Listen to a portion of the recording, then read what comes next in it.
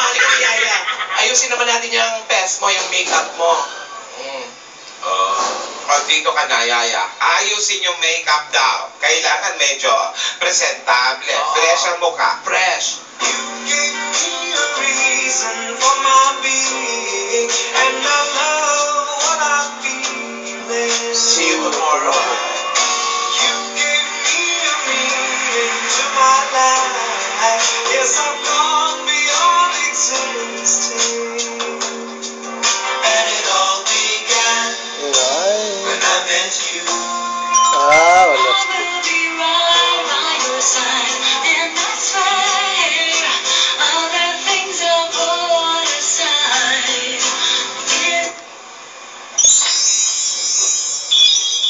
Saan ang makeup? Eto na, makeup na. Kailangan bago ilagay yan, fresh ang mukha mo. Parang kami. Tignan mo, fresh ang mga ganito, mukha. Natingin ng fresh. Ganito. Sibit na silaw, sibit. Sintabi po, next. Bakit eh? Nasintabi sa naglilirit. Okay, eto ha. Iiwan muna namin kayo. Ha? Oo. Kasi ano gagawin natin? Magme-makeup. Oo.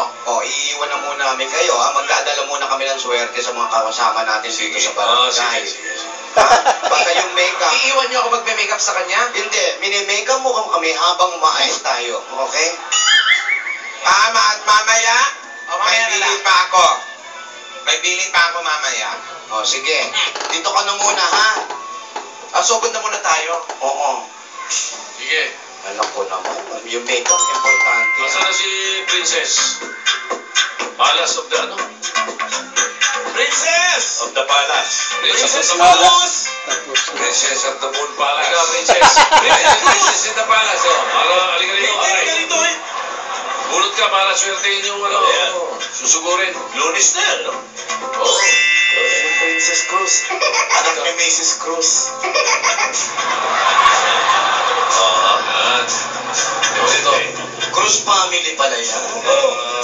Minsan na Geneva Cruz. Abang binadayan ka, tama-tama, pare.